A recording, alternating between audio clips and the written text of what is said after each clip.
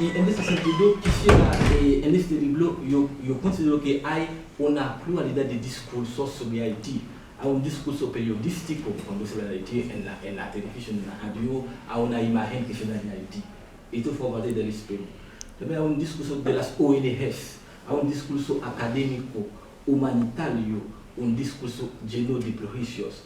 Y como diplomático y también académico, mi propósito es de construir estos discursos, pero estudiándolos. Por eso, en el primer capítulo del libro, analizo lo que llamo discurso sobre Haití, cómo se ha construido este discurso sobre Haití.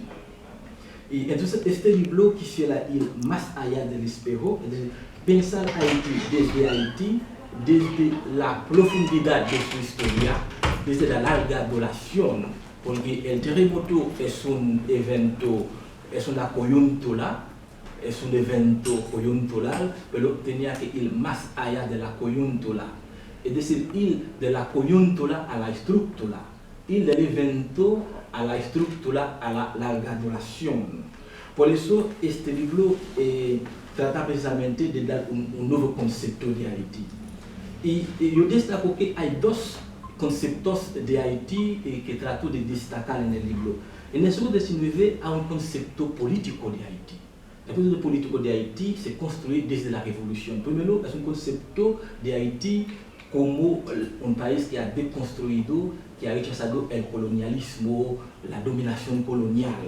La Revolución de Haití, precisamente, es una revolución, la prueba es moderna, que reconstruye la historia global, porque ha sido la primera revuelta de los esclavos que han construido un nuevo Estado.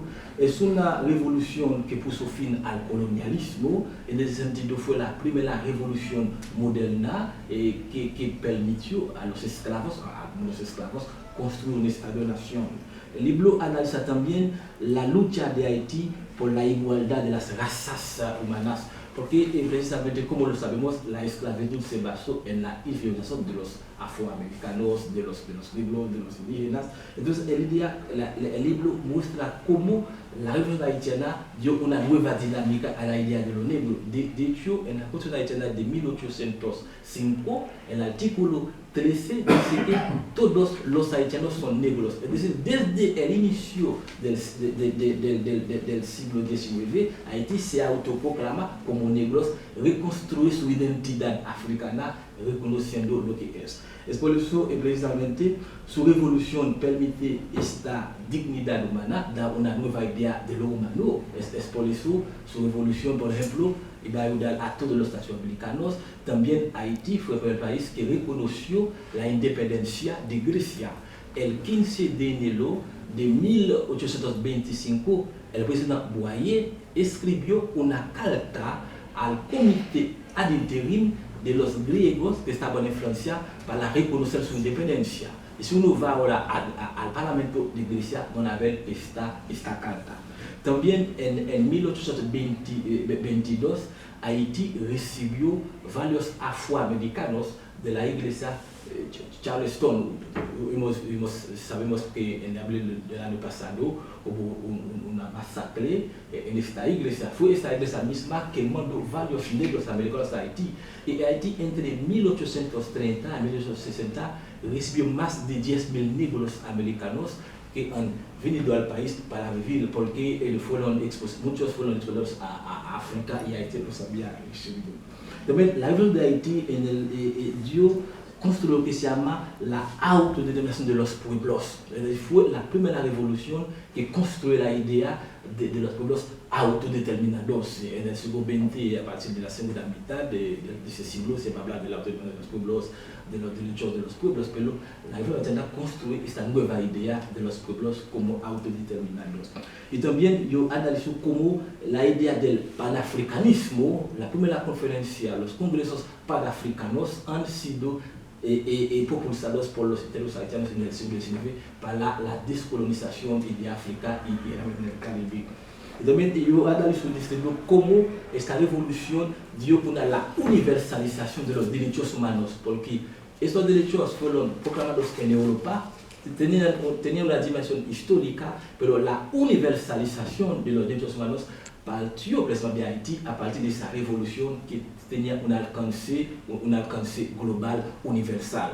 Es por eso precisamente que cuando los libertadores latinoamericanos llegaron a Haití, el presidente Boyer y Pétion les dijo, Haití los voy a ayudar bajo una sola condición: hay que poner fin a la esclavitud. Entonces, la primera dinámica de cooperación humanitaria a los perseguidos, a mucha gente, partió de Haití. Entonces, es en ese sentido que la idea de ayuda, de cooperación en Haití, parte de la dinámica ética, parte de una visión humanitaria, una visión de universalización de los derechos humanos. Y a partir del siglo XX, la idea fundamental de Haití se va a basarse en la idea de la raza, de la identidad cultural africana. Por eso hubo todo un movimiento social que se desarrolló, que se llama el indigenismo.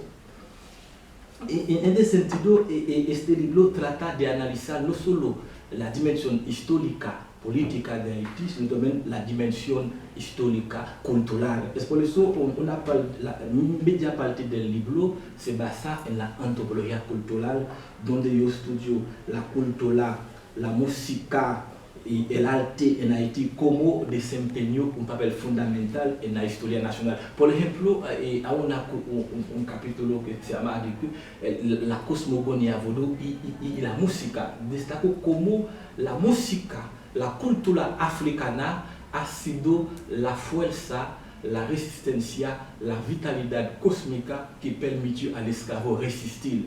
Todo cuando el africano llegó al Caribe, ha sido un metafísico, pero construyó, convierte su fe en una dinámica de lucha política. Por eso hay un escritor haitiano que se llama René Dépès, dijo que la gran diferencia que hay entre los africanos que llegaron a Haití y los indígenas es que los africanos bailaron frente a la dominación colonial, y los indígenas no tienen su cultura, es mucho más de meditación, una cultura de meditación, de pensamiento. El africano bailó en medio del sufrimiento, del dolor, y por eso, por ejemplo, vimos el jazz y la música en todo el continente. Entonces, la música en Haití ha sido parte de la resistencia, y precisamente yo muestro cómo en la